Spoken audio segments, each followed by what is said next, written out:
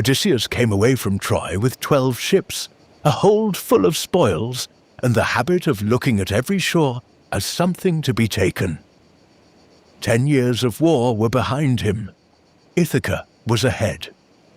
Between those two facts lay the sea, which has never cared much for a man's schedule. Come along, drifters. The water beneath my voice was recorded beside the dark coast at Moneglia, Italy, with cicadas calling above it. You may follow the ships if you like, or let them go on without you.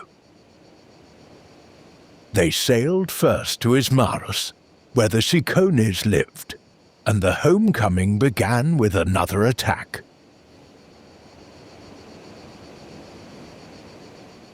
Odysseus tells this part himself, later, at a stranger's table. He does not soften it. His men sacked the town.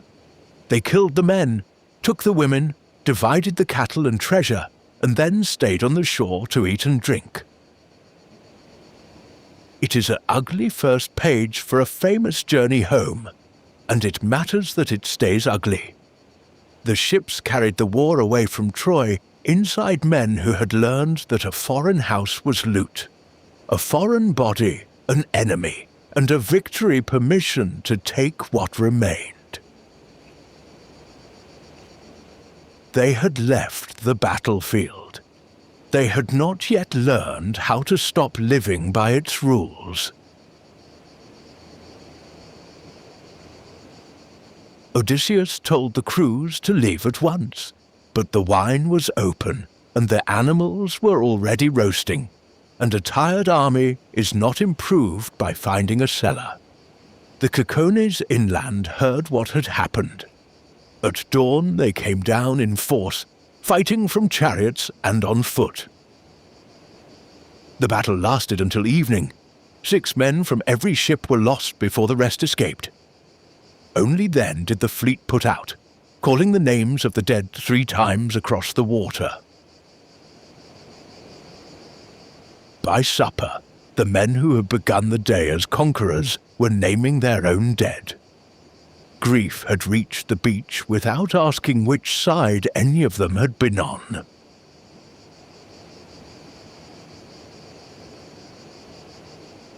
A storm drove them onward to the land of the Lotus Eaters. The people there offered no battle. They offered food that made a man forget the road home. 3 scouts tasted it and stopped wanting Ithaca at all.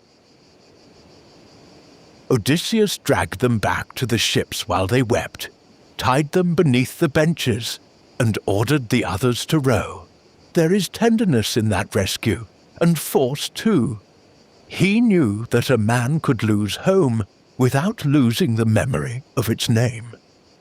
He could simply lose the desire to return. Their oars struck the water again. Behind them, the Lotus lay harmless in the hands of people who had nowhere else they wished to be.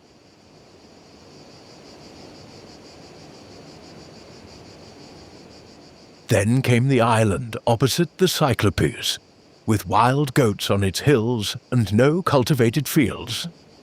Odysseus left most of the fleet there and crossed with 1 ship. He chose 12 men and carried a skin of unusually strong wine, a gift from a priest whose household he had spared at Ismarus. Even in the ruins of that city, 1 act of restraint had produced a gift. It would save his life in the next place. Human affairs are untidy that way. A man may do harm in one street, spare a family in another, and carry both deeds onto the same boat. The cave they found was empty, but its racks were full of cheese, and its pens were full of lambs.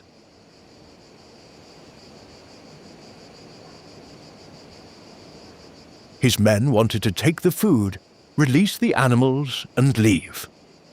Odysseus refused. He wanted to meet the owner and receive a guest gift. That expectation belonged to the old law of hospitality. A traveler arrived unknown. The host gave shelter, food, and protection before asking too many questions. The guest behaved with restraint and left gratitude behind. Odysseus understood the custom. He also understood that being owed a gift was a pleasant position, and he was not above arranging one for himself. So they waited in the cave until Polyphemus returned, driving his flock before him and rolling a stone across the entrance that none of them could move.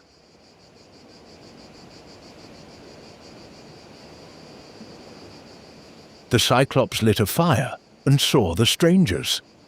Odysseus appealed to Zeus, protector of guests, and asked for the welcome due to travelers. Polyphemus laughed at the law. He said the Cyclopes did not concern themselves with Zeus. Then he seized 2 men, killed them, and ate them while the others watched.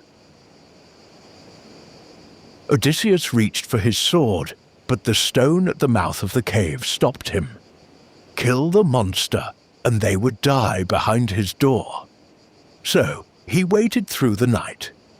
In the morning, Polyphemus ate 2 more men, drove out his flock, and sealed the cave again. Odysseus stayed where he was and worked on a slower plan.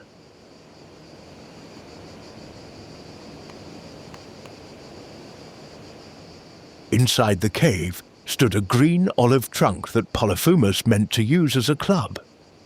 Odysseus cut off a length, sharpened it, and hid it beneath the dung. When the Cyclops returned, Odysseus offered him the black wine from Ismarus.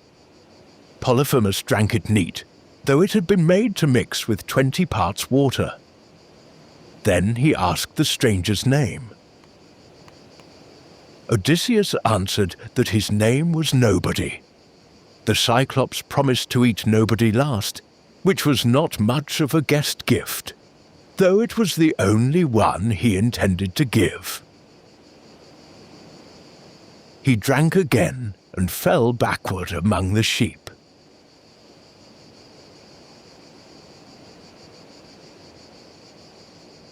Odysseus and 4 men heated the olive stake in the fire. They drove it into the Cyclops' single eye and turned it together. While Polyphemus woke roaring, the neighboring Cyclopes called from outside and asked who was hurting him. "Nobody!" he shouted. "Nobody is killing me by force or fraud." His neighbors heard a man claiming that nobody had harmed him and advised prayer and sleep, the 2 remedies people suggest most freely when they are not in the room. Then they went home. Polyphemus pulled the stone aside and sat in the doorway, feeling the back of every sheep that passed.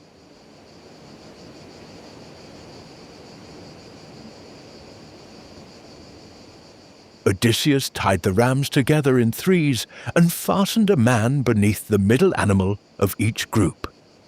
He clung under the largest ram himself. Polyphemus stroked that ram's back and let it pass, never thinking to feel below.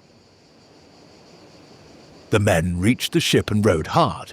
They had escaped. It was finished. And then Odysseus stood at the stern and shouted his real name across the water. He wanted the Cyclops to know who had beaten him. Polyphemus raised his hands to Poseidon and asked that Odysseus reach home late, alone and in misery. The sea heard the name, and Poseidon now knew exactly whom to follow.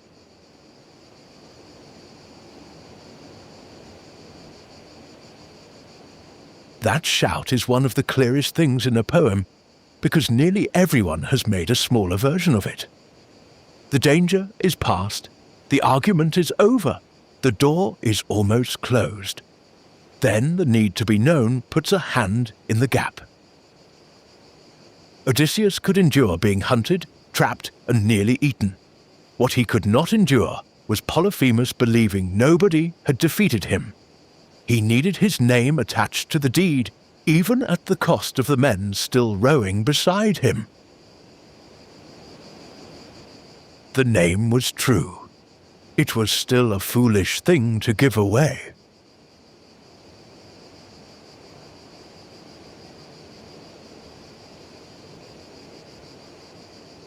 Aeolus, keeper of the winds, received the crew well.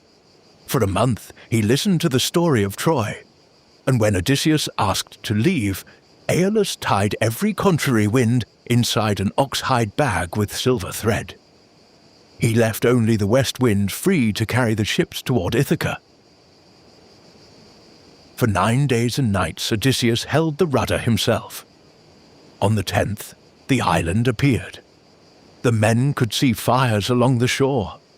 Home was no longer an idea. It was smoke rising from familiar ground. Odysseus had not slept because after 10 years of danger, he trusted nobody else with the last few miles. At last his body took the decision away from him.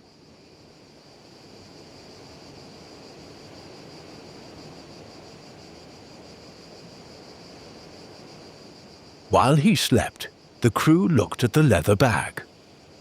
They decided Aeolus must have filled it with gold and silver for their captain, who already had the irritating habit of being honored wherever he went.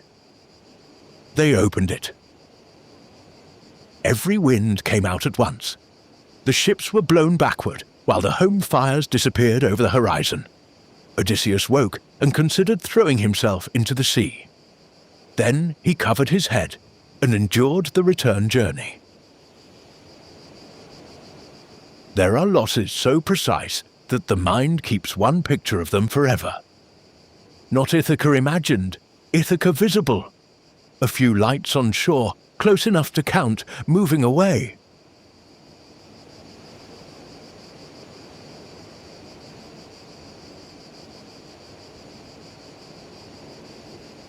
They reached Aeolus again. This time the keeper of the winds would not help them. He saw their return as proof that the gods opposed the voyage and sent them away. It is a hard scene because Odysseus has done almost everything right. He held the rudder 9 nights. He brought them within sight of home.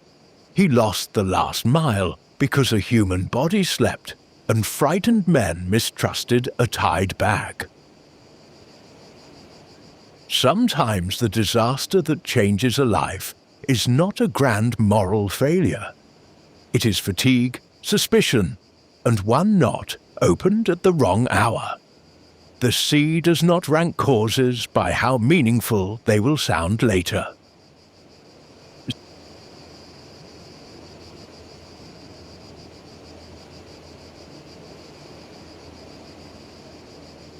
Six days of rowing brought them to the harbour of the Laestrygonians.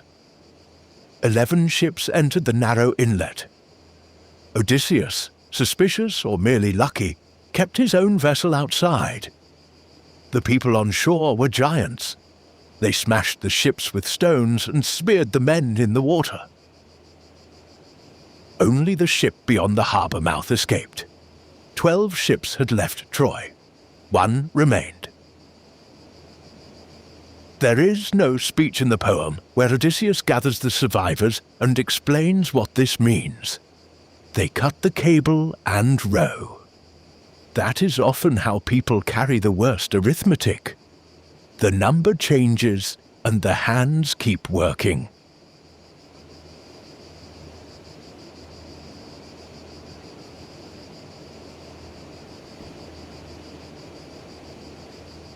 The last ship reached the island of Circe.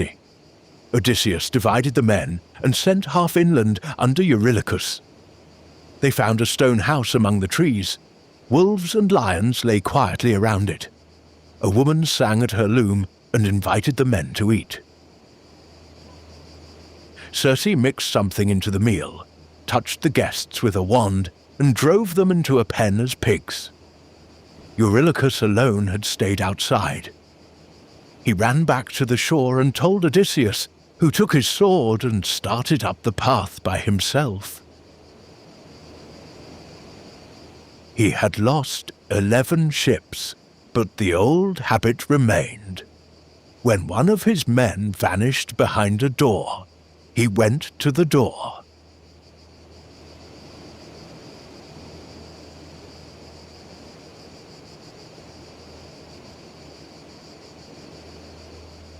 Hermes met him on the road and gave him a plant to resist Circe's drug. When her spell failed, Odysseus drew his sword. Circe yielded, restored the men, and fed the exhausted company. The men who had been pigs came back younger-looking and taller, which is the sort of improvement a storyteller permits after a very bad afternoon. They wept when they recognized one another. Then they stayed. Baths were drawn, bread and meat appeared, beds were made. For men who had slept beside oars and watched 11 ships disappear, the house must have felt less like enchantment than permission to stop.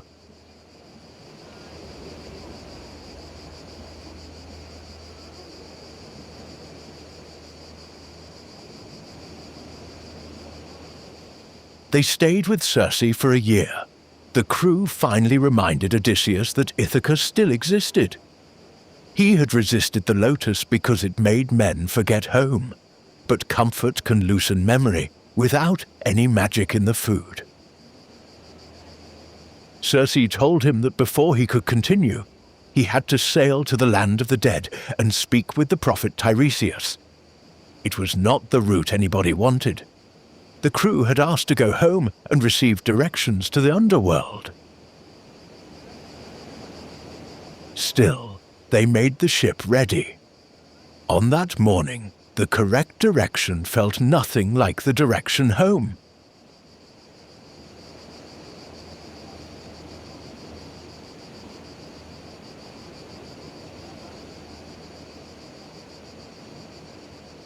Before they left, they discovered that Elpenor, the youngest of the crew, had fallen from Circe's roof during the night and died. He had been drinking, had gone up to sleep in the cool air, and in the morning forgot the ladder. He lay behind while everyone prepared the ship. In the land of the dead, his shade was the first to meet Odysseus. Elpenor did not ask for glory. He asked the living men to return, burn his body with his armor, and raise a marker by the sea. He asked them to place his oar upon it. Even the least famous dead man wanted his proper name and one ordinary object that said what he had done.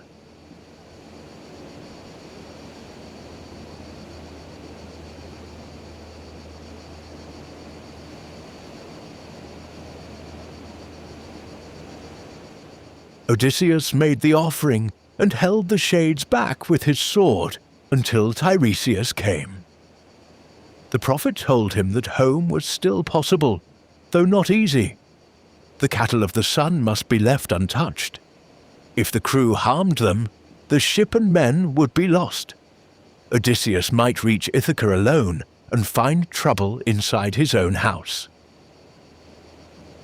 Then Tiresias gave him one more journey for after the return. Odysseus would have to carry an oar inland until he reached people who did not know the sea and mistook it for a winnowing fan. Only there could he make peace with Poseidon. Even home would not end the road. It would only change what the road was for.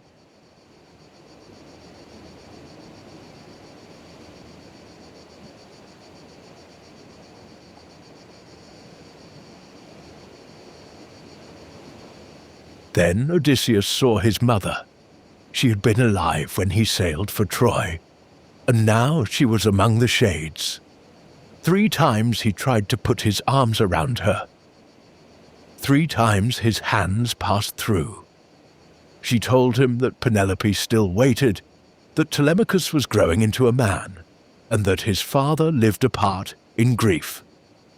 She also told him that longing for her absent son had helped wear her life away.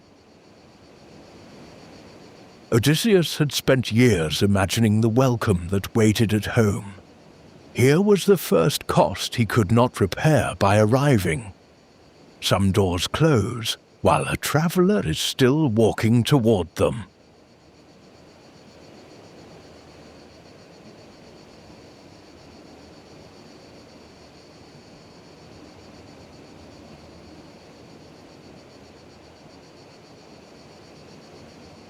Other dead came forward. Agamemnon described reaching his own house and being murdered there.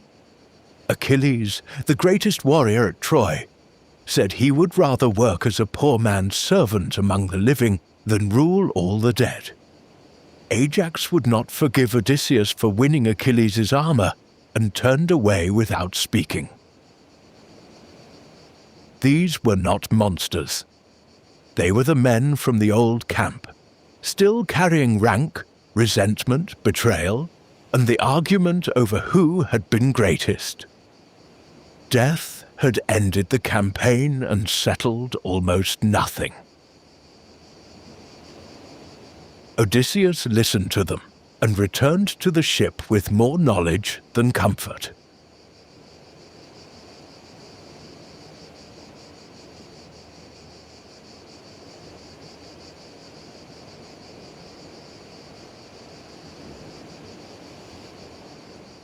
There is a modern phrase for one part of what may happen when a person has done, witnessed, or failed to prevent something that violates the values by which they expected to live. The phrase is moral injury. It can involve guilt, shame, betrayal, and the fear that one no longer belongs among ordinary people. Homer did not diagnose Odysseus, and the poem is far older than that language. Still, the poem gives him deeds to answer for, losses he cannot undo, and tears he cannot explain at a public table. We can use the modern lens without pretending Homer hid a clinic inside an epic. The story is larger when we do not force it to be certain.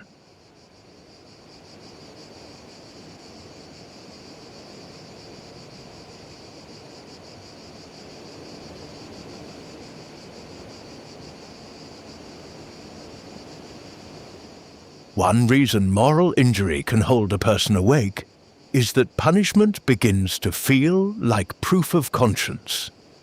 If I stop retrying the past, the mind says, perhaps I have stopped caring about what happened.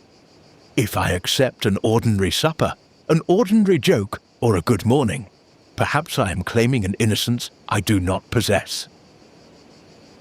So the watch continues after dark.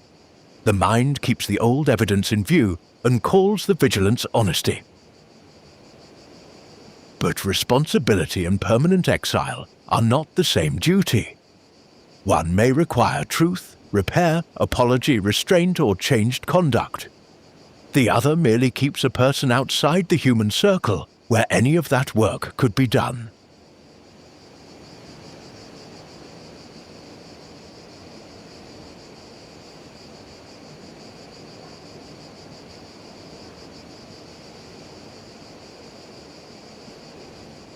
The Stoics were severe about conduct and practical about the next act. They did not offer a ceremony that made the past untrue. They asked what judgment governs the action available now. That question is smaller than a verdict on your whole character. It may lead to making amends, keeping a promise, refusing an old habit, or simply treating the next person as a fellow human being. Odysseus is not ready for that work in the underworld. He is still listening to the dead. But the poem has already shown why return must mean more than reaching a shoreline. A man has to re-enter relationship, where conduct can be seen and answered.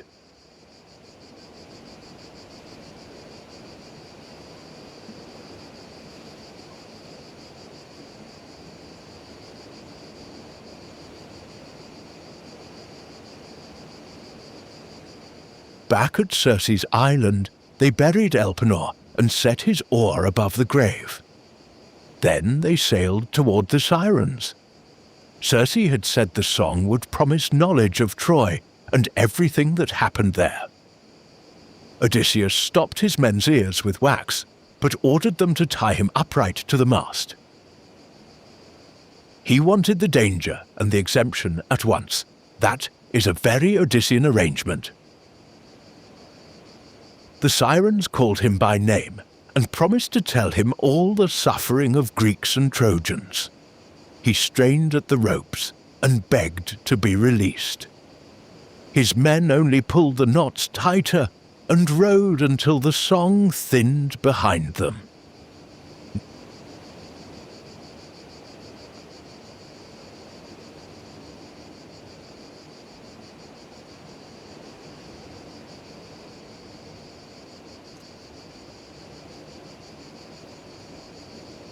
Next came the narrow water between Scylla and Charybdis. Circe had warned him that 6 men would be taken by Scylla. Odysseus did not tell the crew.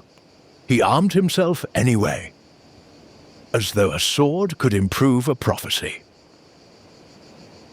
While every man watched the whirlpool, Scylla reached down and took 6 from the deck. Odysseus says their hands stretched toward him and called his name.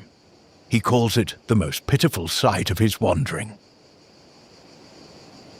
A commander can know that no order would have saved them, and still hear his name inside their last appeal. Odysseus could not have controlled Scylla, but he still had to remember the men calling to him.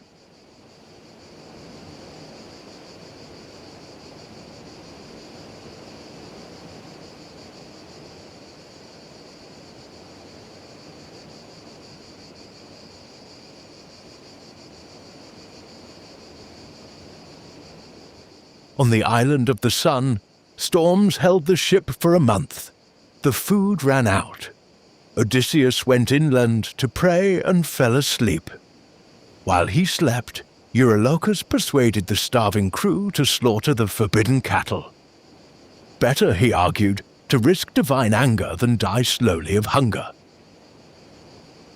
They chose the cattle, and the sea became calm just long enough for the choice to follow them. Zeus broke the ship with a thunderbolt. Every remaining crewman was lost. Odysseus clung to broken timber and drifted alone. The captain who had left Troy with 12 ships now had no deck beneath him and nobody left to command.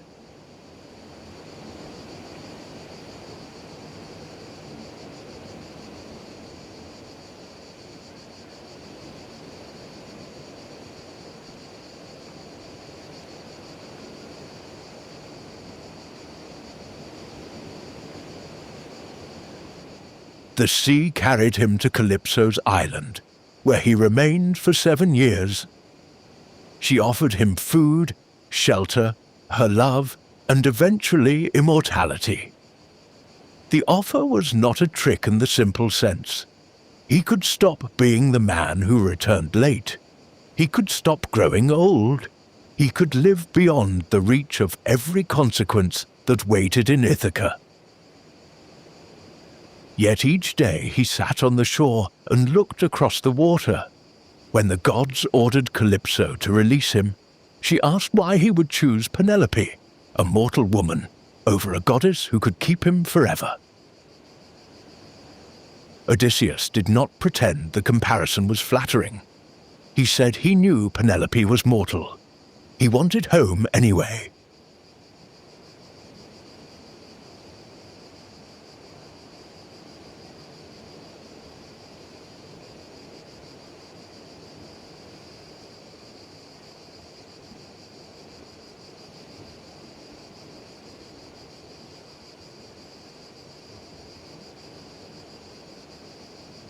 That choice is quieter than the Cyclops and harder than the Sirens. Immortality would have spared Odysseus the test of ordinary life. At home, his wife might reject him. His son might not know him. The people might remember the king who left and meet a stranger who had returned. Perhaps you know some smaller version of that fear tonight.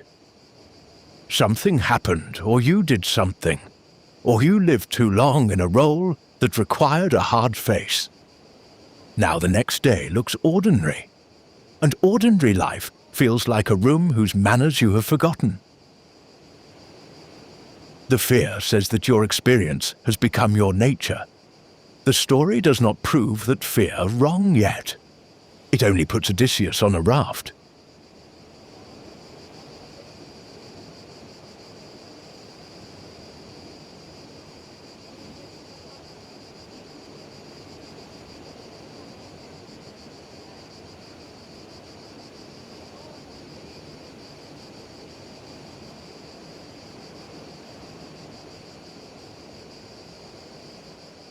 Ordinary life is not a feeling you must recover before you are allowed to enter it. It is made of small exchanges, answering a question without preparing for attack, sitting at a table, learning the new arrangement of a room, letting another person be more than a possible threat. At first, those things may feel false or exposed. The body may stay ready while the cup is only a cup, and the closed door is only closed. That does not mean the ordinary life has rejected you. It means you are doing something unfamiliar without the old role to tell you what comes next.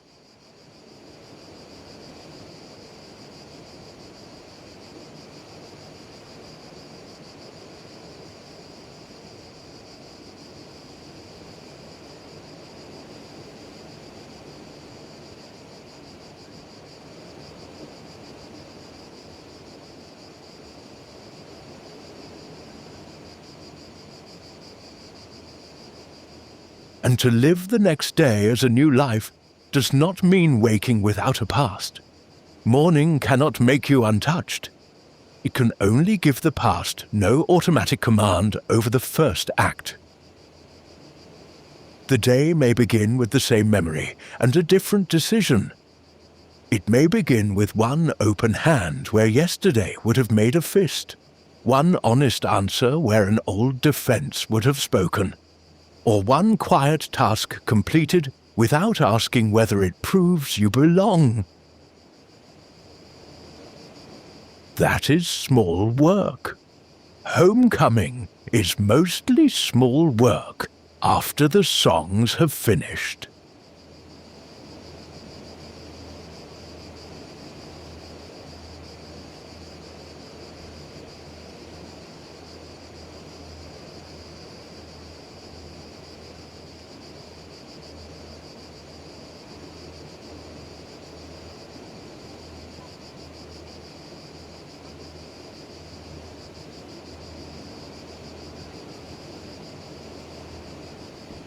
Tell me where you're hearing this tonight, and what time it is there.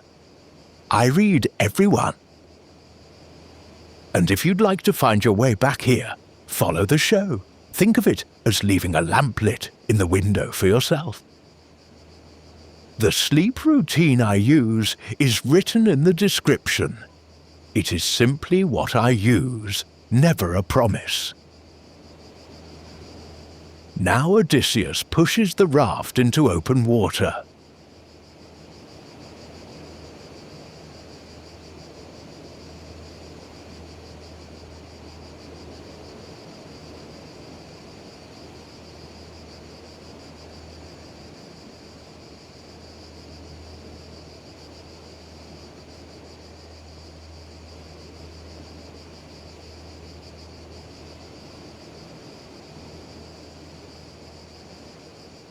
For 17 days the raft held. Then Poseidon saw it. He raised a storm that tore the craft apart and drove Odysseus beneath the water. He lost the clothes Calypso had given him and reached the coast of the Phaeacians with nothing but a veil borrowed from a sea goddess. He crawled beneath 2 olive bushes, one growing into the other, and covered himself with leaves. The great strategist entered his next country naked, salt-stung, and asleep in a pile of brush. It is difficult to maintain a heroic public image when the sea has taken your trousers. This may be one reason the sea remains useful to literature.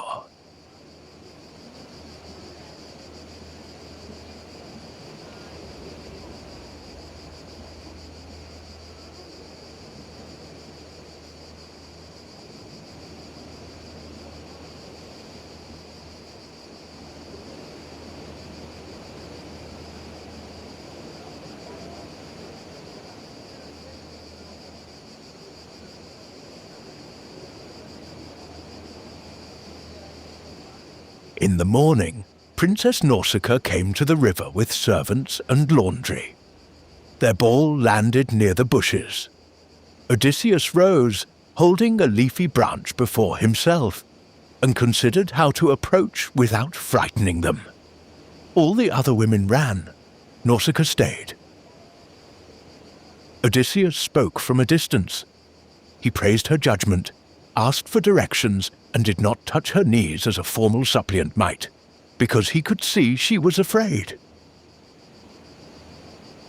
Nausicaa ordered food, oil, and clothing brought to the stranger. She did not know his name. She knew only that a battered man had come out of the sea, and that leaving him there would say something about her.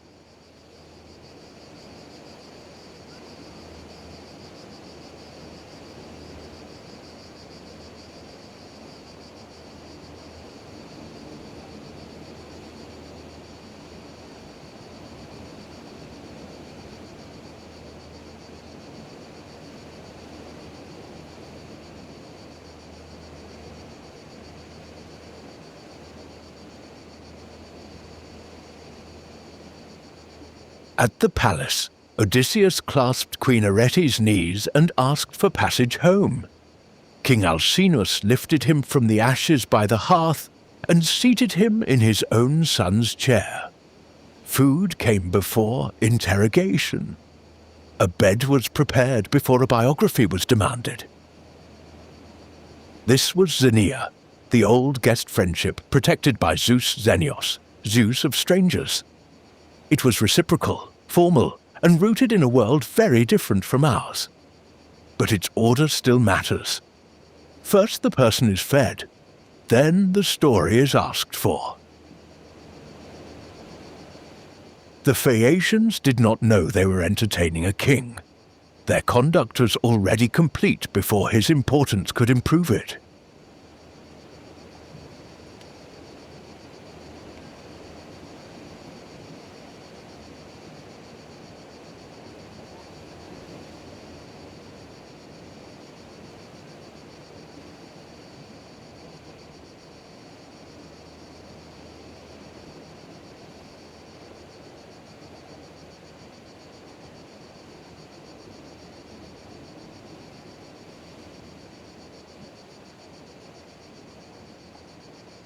At the feast, the blind singer Demodocus took up his lyre. He sang about Troy, beginning with a quarrel between Odysseus and Achilles. The guests enjoyed it. Troy was safely over for them, and a finished war makes excellent dinner entertainment for people who were not there. Odysseus pulled his purple cloak over his head and wept beneath it. When the song stopped, he wiped his face, uncovered himself, and lifted his cup as though nothing had happened. Then the guests asked Demodocus to sing again, so Odysseus covered his face again. Only Alcinous, seated near him, heard the weight of the stranger's breathing.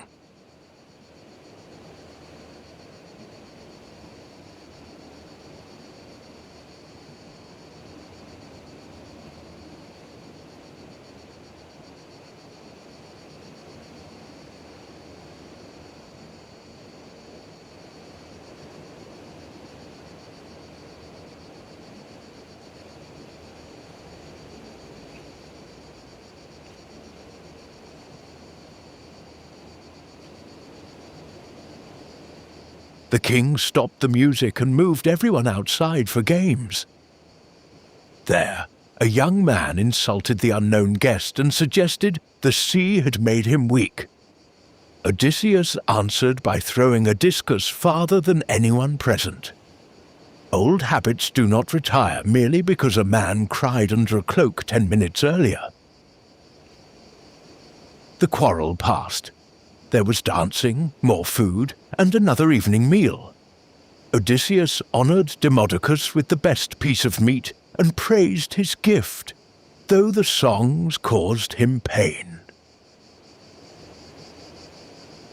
Then he did a curious thing. He asked the singer to tell the story of the wooden horse.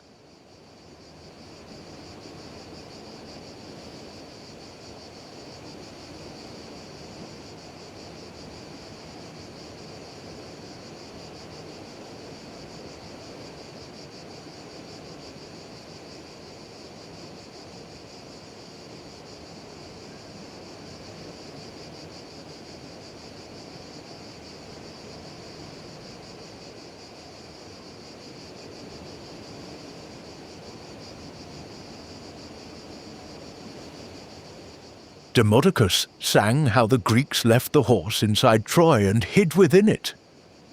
He sang how the Trojans drew it through their own gates, how the Greek soldiers came out at night, and how Odysseus moved through the city with Menelaus while houses burned. Odysseus had requested this song. Perhaps he wanted to know how his deeds sounded in another man's mouth. Perhaps people sometimes approach a painful memory sideways, asking for the part they already know because they cannot yet ask for the part they do not.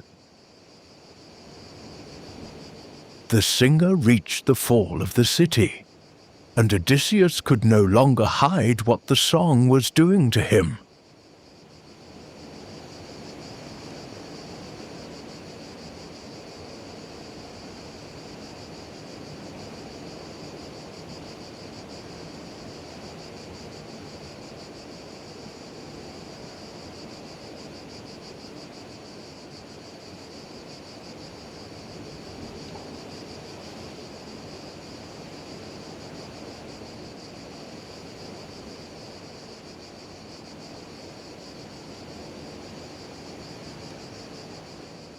Homer compares his weeping to a woman lying over the body of her husband, killed while defending his city and children.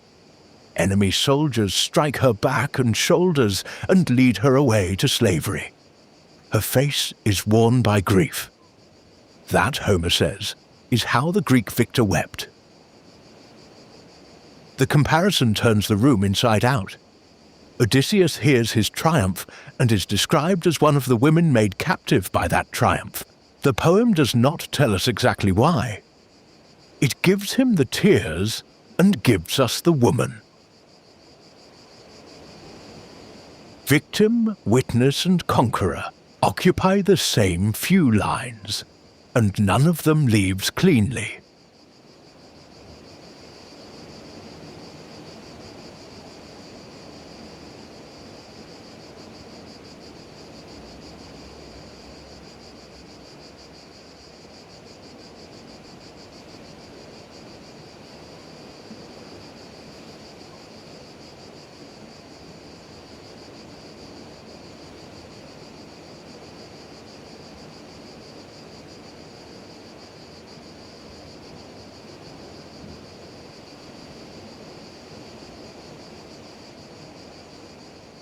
Alcinous stopped the song again. He did not accuse the stranger of spoiling the evening. He said a guest in such distress must be treated like a brother. And then he asked the question no one had yet forced. Who are you? Odysseus finally gave his name, not shouted from a ship this time, given at a table where he had already been washed, clothed, fed, and protected. Then he told the whole wandering, Ismarus, the Cyclops, Aeolus, Circe, the dead, the cattle, Calypso, and the sea. Hospitality did what danger could not. It made the defended man speak in order.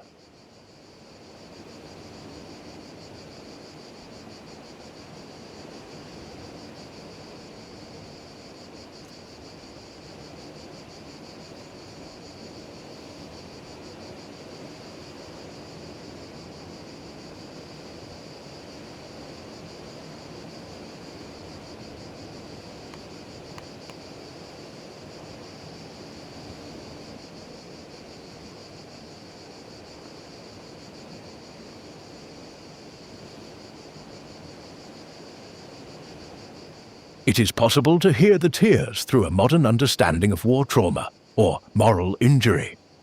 It is also possible to hear grief for lost companions, shame, homesickness, recognition of the people Troy destroyed, or several reasons at once. What matters for our road tonight is what happens around the tears. Nobody in that hall knows what Odysseus has done when they first receive him. They make a place for him before he can present a clean account of himself. The welcome does not erase what he may owe. It gives him a human place from which to answer it.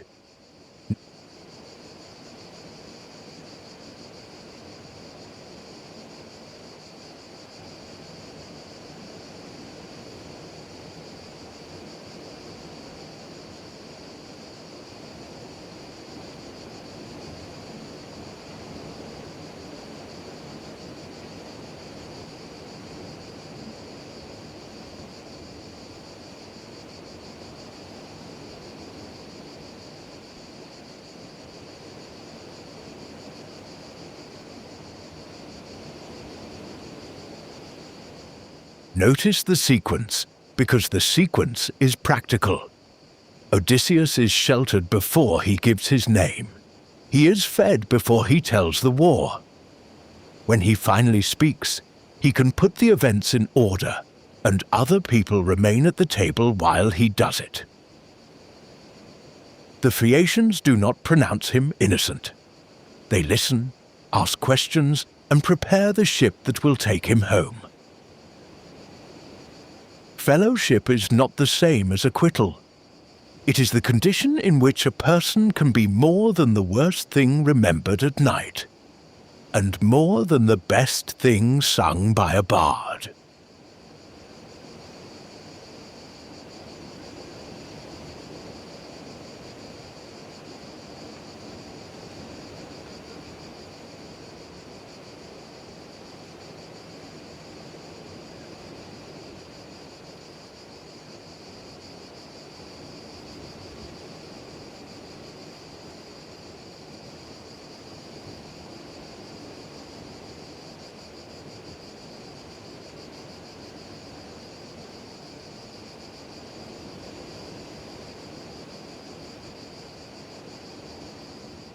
This is why the unidentified stranger matters. If welcome begins only after the story is satisfactory, then the person with the most confused story may never be received at all. A frightened person often arrives badly. A lonely person may speak too much, too little, or at the wrong moment. A person trained by danger may inspect the room before trusting the chair.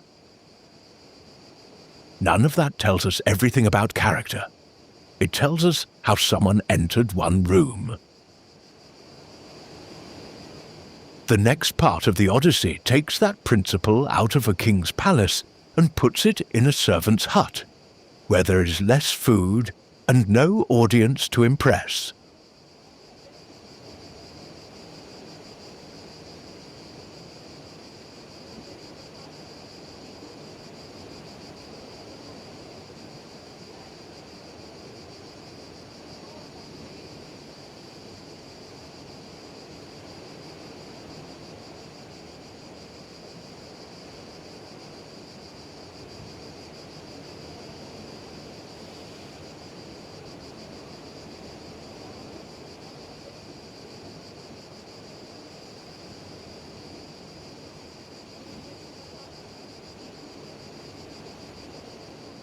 The Phaeacians loaded gifts into a ship and laid Odysseus on blankets at the stern.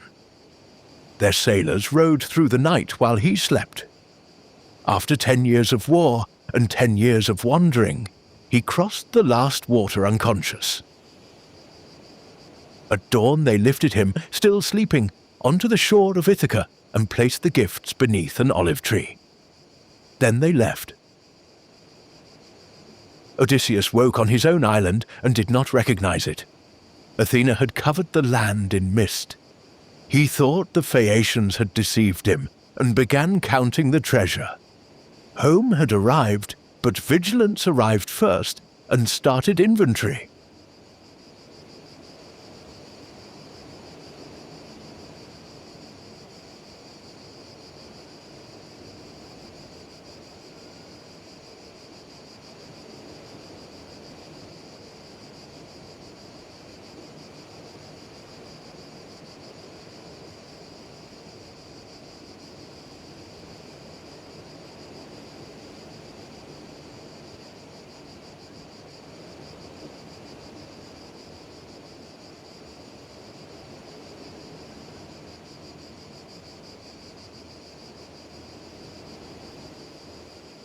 Athena came to him disguised as a shepherd.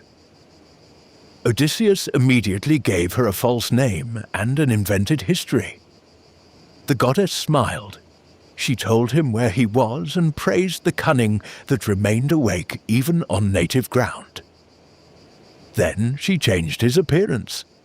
His skin wrinkled, his hair thinned, his clothes became filthy, and the returning king took up a staff and a torn bag.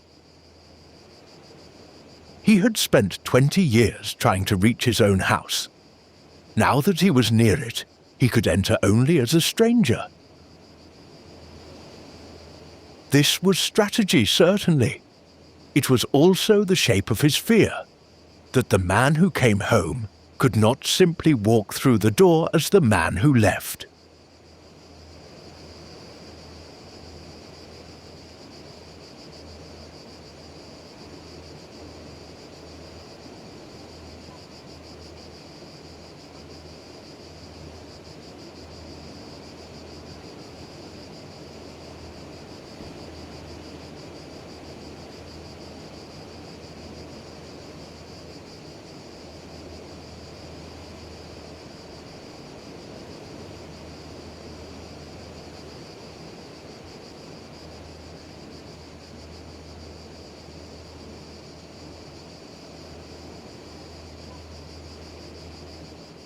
He walked first to the hut of Eumaeus, the swineherd who had kept his animals through 20 years of absence. The dogs rushed at the ragged stranger. Eumaeus dropped the leather he was cutting, ran out, scattered the dogs with stones, and brought the old man inside. The hut was rough. Eumaeus had built the walls himself from stones gathered out of the ground. He spread brushwood and a skin for his guest, then prepared the best food he could spare. The king sat unrecognized in a servant's hut and received the first true welcome on his own island.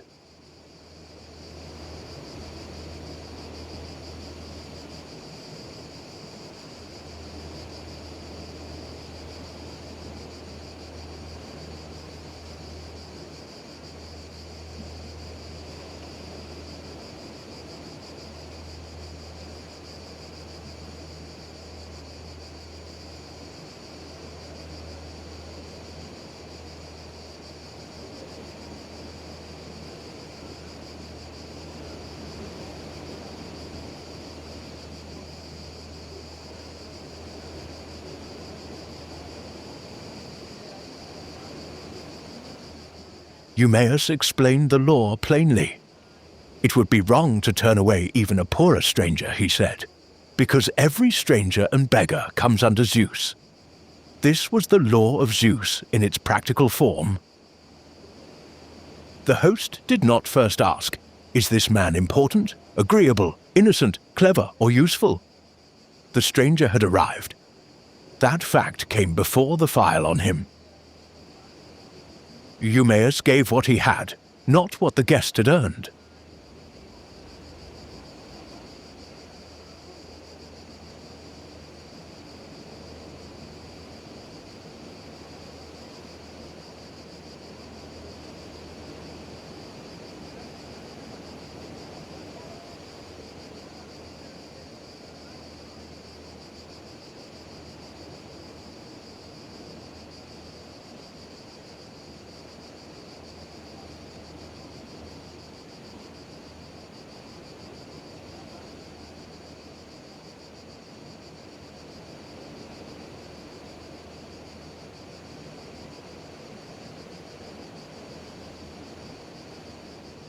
The old Greek custom was called xenia, and Zeus in this role was Zeus Xenios, protector of strangers.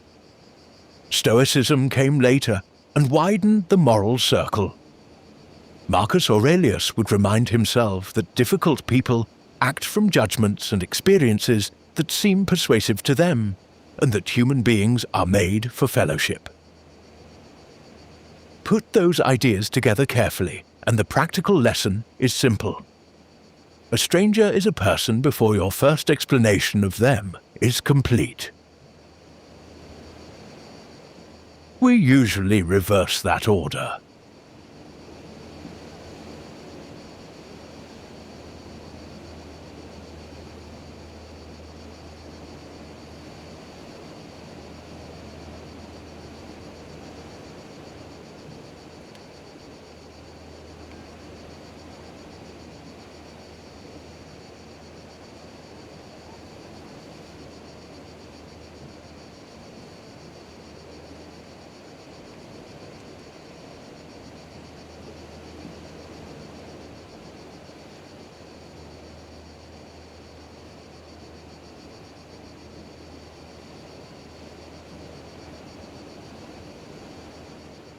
I learned that badly in a shop where I once worked.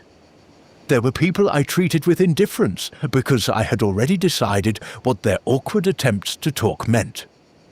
I read them as stupidity or annoyance. That was convenient. It let me dismiss the person without admitting I had dismissed anyone. I thought I was judging behavior. In truth, I was judging a life from the few seconds of it that had inconvenienced me.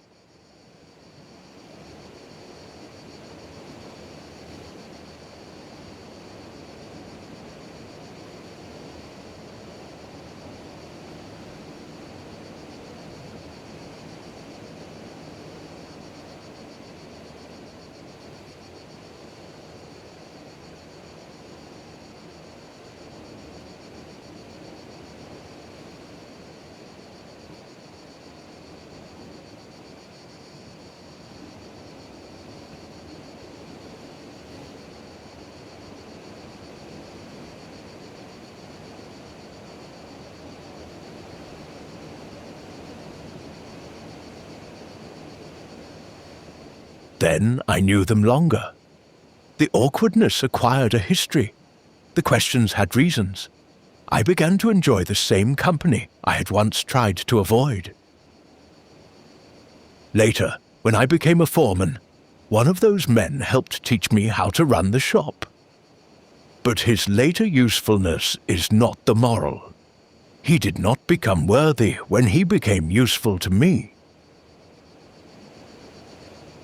His worth had been there while I was still too certain to see it.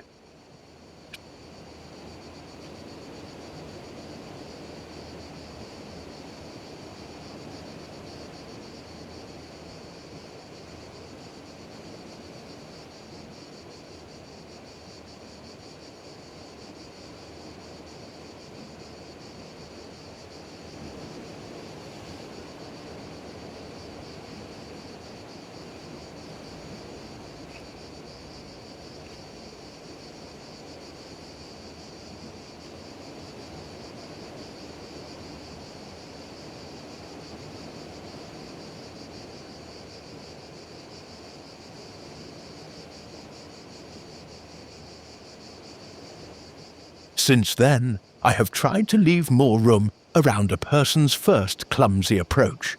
What environment formed this habit? What judgment makes this action look sensible from inside? What experience am I not standing where I can see? Those questions do not make poor behavior good, and they do not require us to accept harm. They simply keep one awkward moment from becoming a whole human being. You do not know whether the stranger is a god. More practically, you do not know the stranger. That is enough reason to keep the hand open a little longer.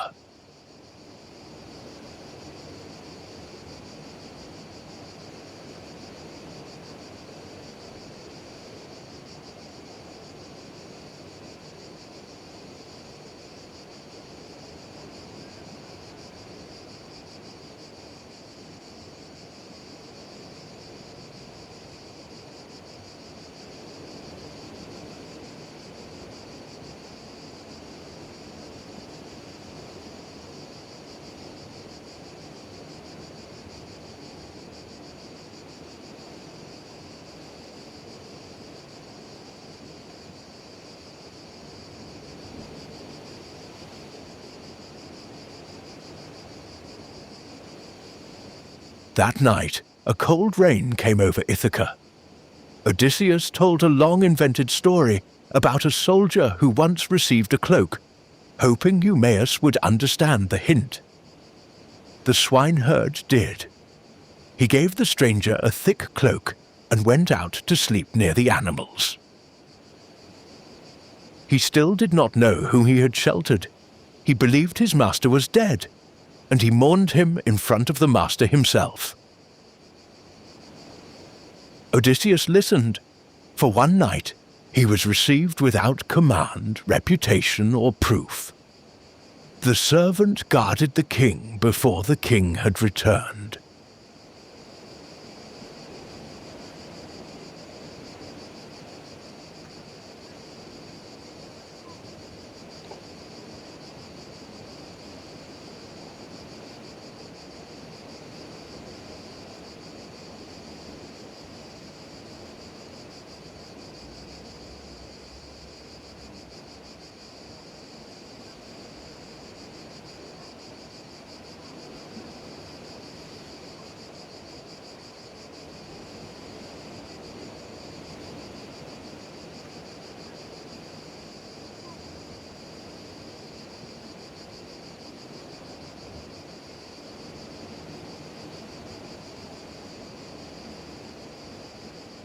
Telemachus came to the hut the next day.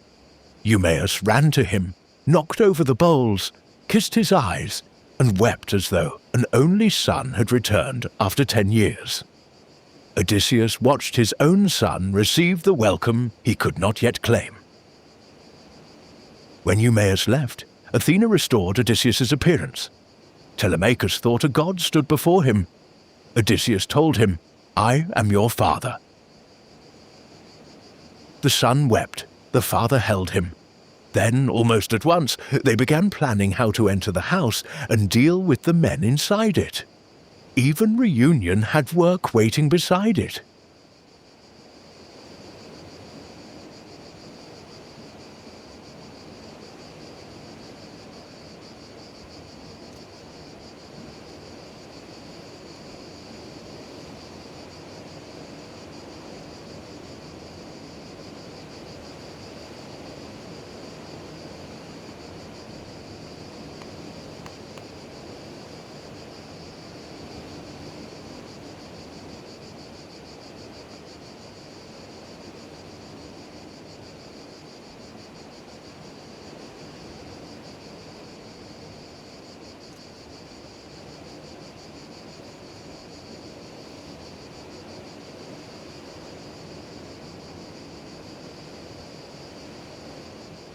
On the road to the palace, Odysseus passed his old dog, Argos. The animal lay neglected on a heap outside the gate, too weak to come near. Argos lifted his head, dropped his ears, and moved his tail. Odysseus turned away to hide a tear from Eumaeus. Then the dog died. He had waited 20 years and recognized his master beneath a body no human being recognized. There is something almost merciless in the smallness of that scene. After Cyclops, storms, goddesses, and the dead, home first knows Odysseus through an old animal that asks him for nothing.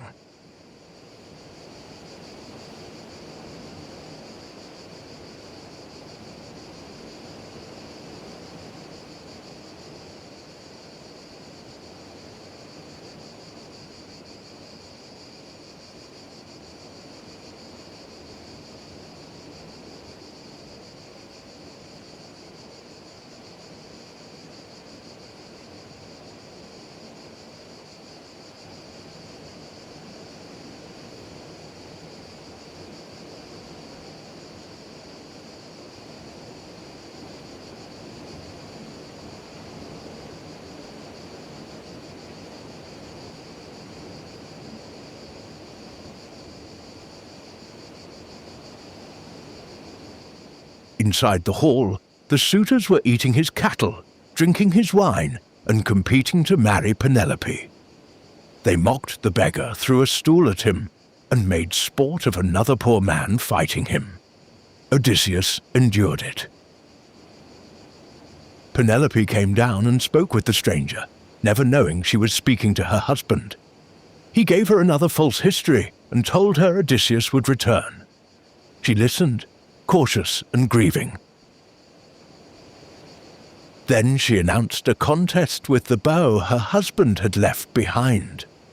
Whoever could string it and shoot through 12 axe heads would become her husband.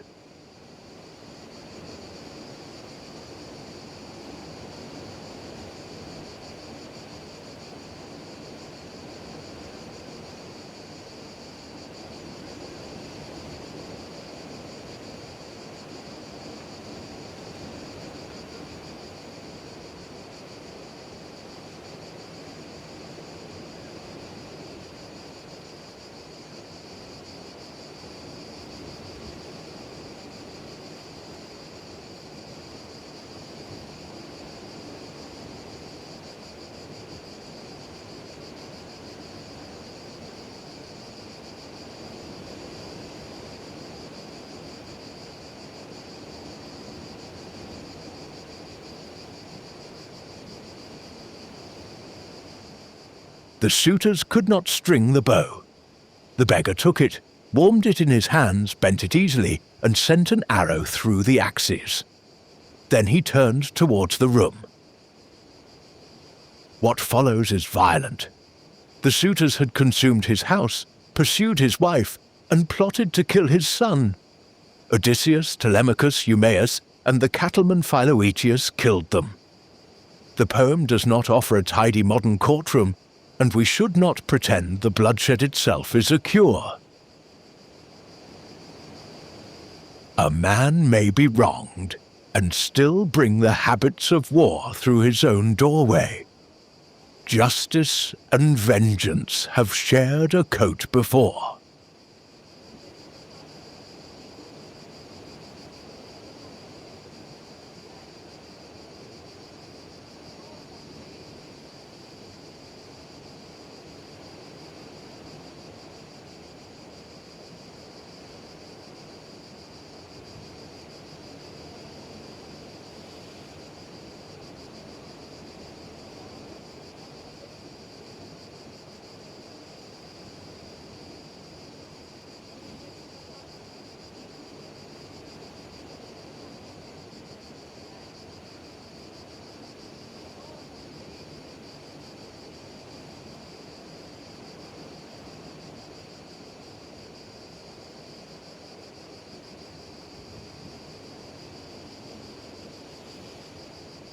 When the hall was quiet, the old nurse Euryclea ran to wake Penelope.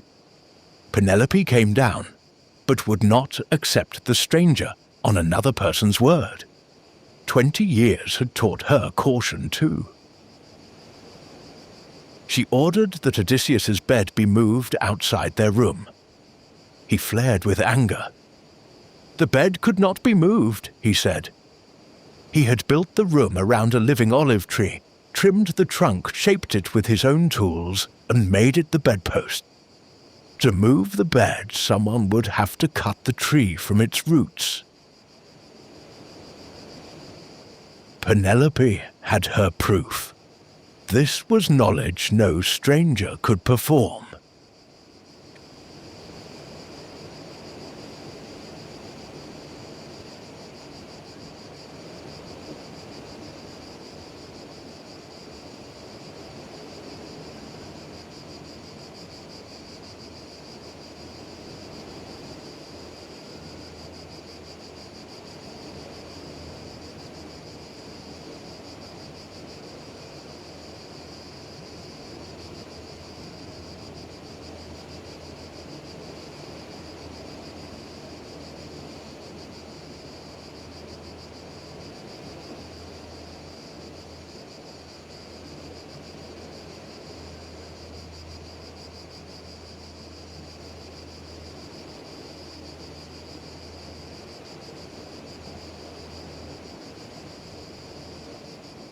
She crossed the room and put her arms around him. Odysseus wept again. This time Homer compares his relief to a shipwrecked swimmer reaching land. The man who had crossed the sea became the shore in someone else's arms. And what proved him was not a battle story. It was carpentry. A tree, a straight line, a drill, a hide stretched across a frame. The ordinary work of making a shared bed before the war existed. Penelope did not recognize the destroyer of Troy. She recognized the man who knew how their room had been built. Home received him through the part of himself that had once made something meant to stay.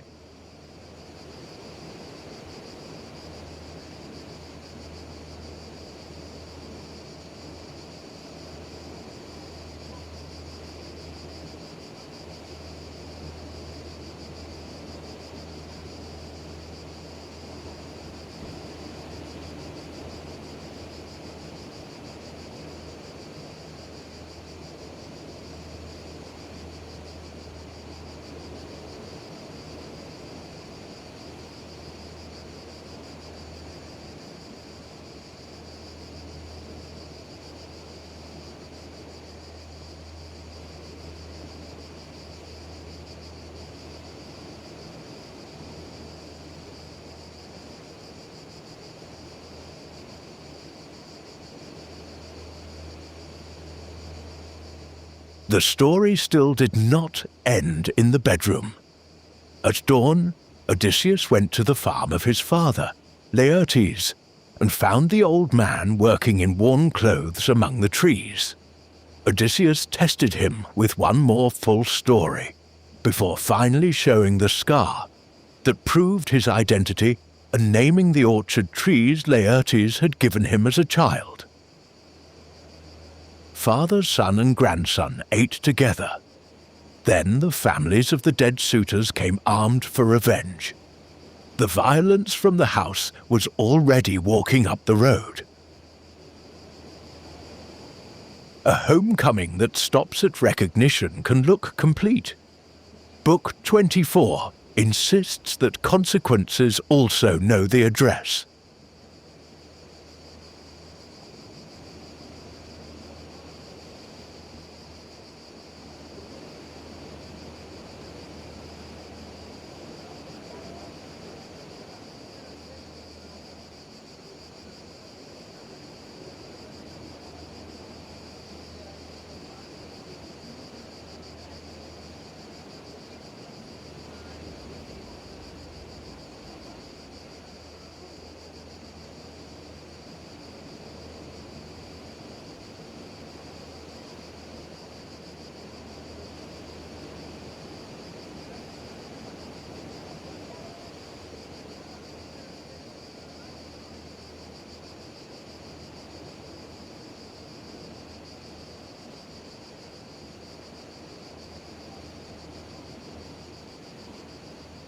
They met outside the farm. Laertes threw a spear and killed the father of Antinous. Odysseus and Telemachus prepared to continue. Then Athena came between the two groups and ordered them to stop. Zeus sent a thunderbolt into the ground before her. Odysseus obeyed. The poem ends with a covenant of peace.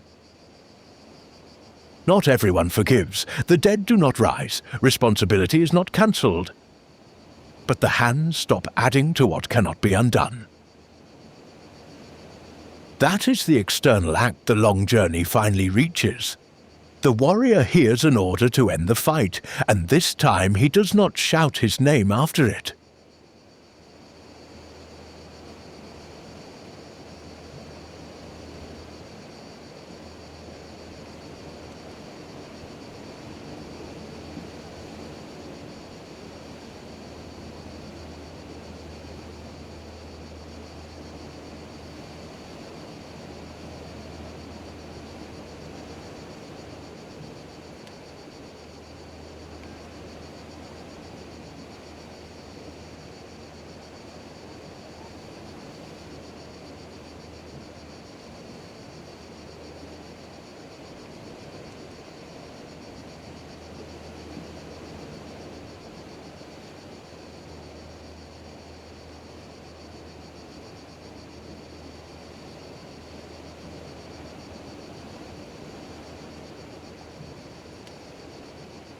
Perhaps ordinary life does not ask you to become the person you were before your experience.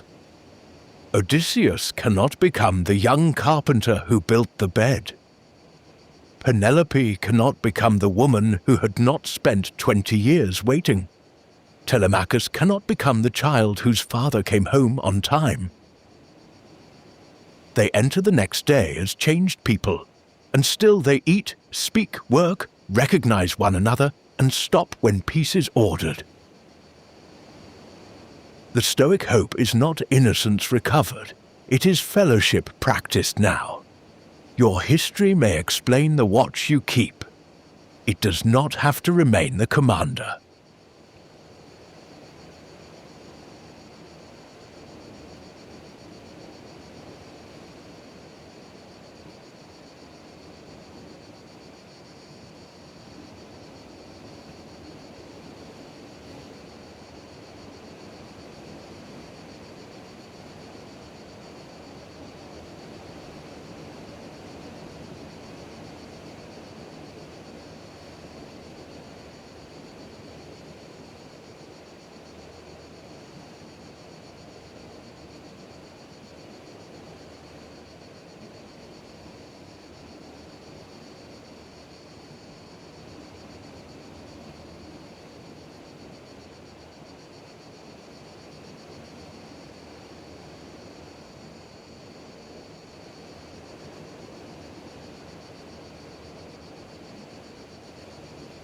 So, let the watch be named. It's the old watch for danger, rejection, the next demand, the moment ordinary life discovers you no longer know its customs. You kept that watch because some part of you believed the gate required it. The duty is over for tonight. The sea at Moneglia will keep moving without your supervision. The cicadas will answer one another without a signal from you. Relieve the first post at the forehead. Nothing needs to be scanned behind the eyes. Let the brow go smooth and the eyes grow heavy. The watch there is ended.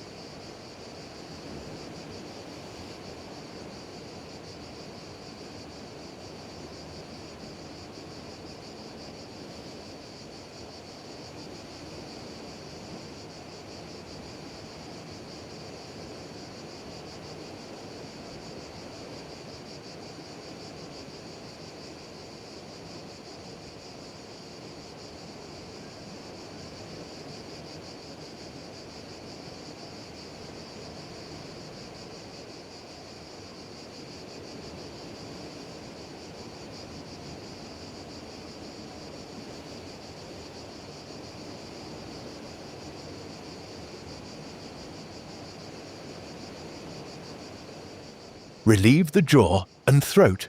No password is required. No explanation has to be prepared for the gate. Let the teeth part and the tongue lie still. Relieve the shoulders, where the old armor keeps being worn after the straps are undone. Let them sink. Relieve the hands. They are not holding an oar, a bow, a key, or a ledger tonight. Guard what is here.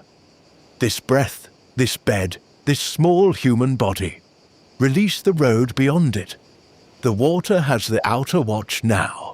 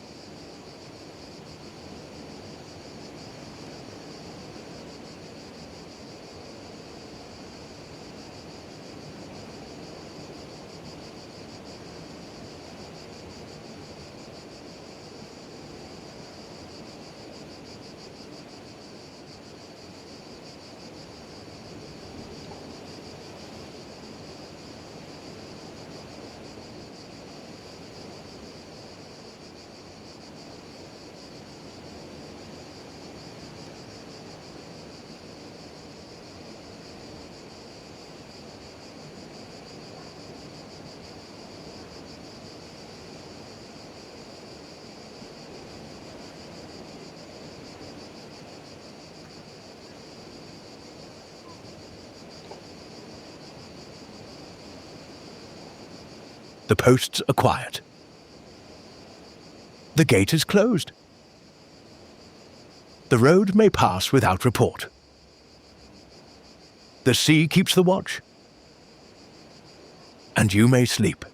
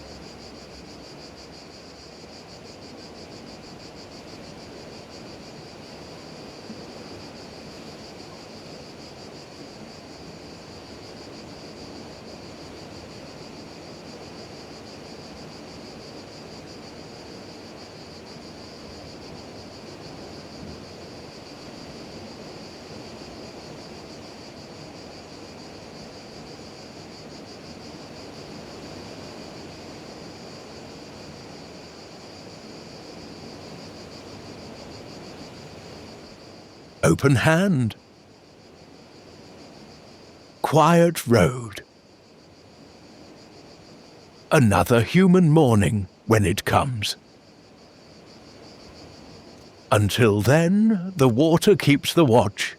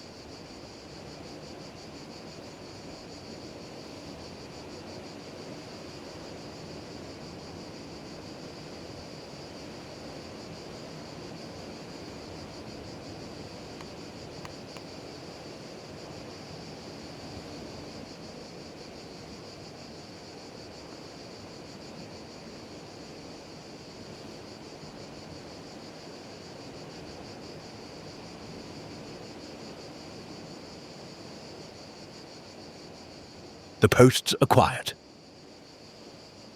The gate is closed. The road may pass without report. The sea keeps the watch, and you may sleep.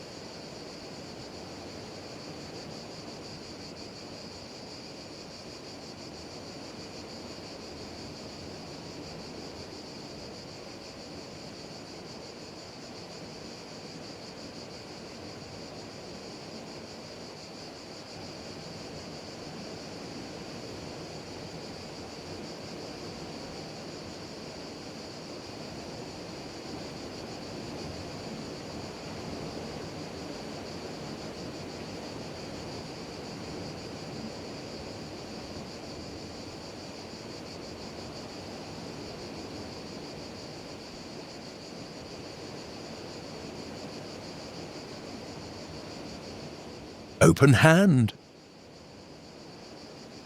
Quiet road. Another human morning when it comes. Until then, the water keeps the watch.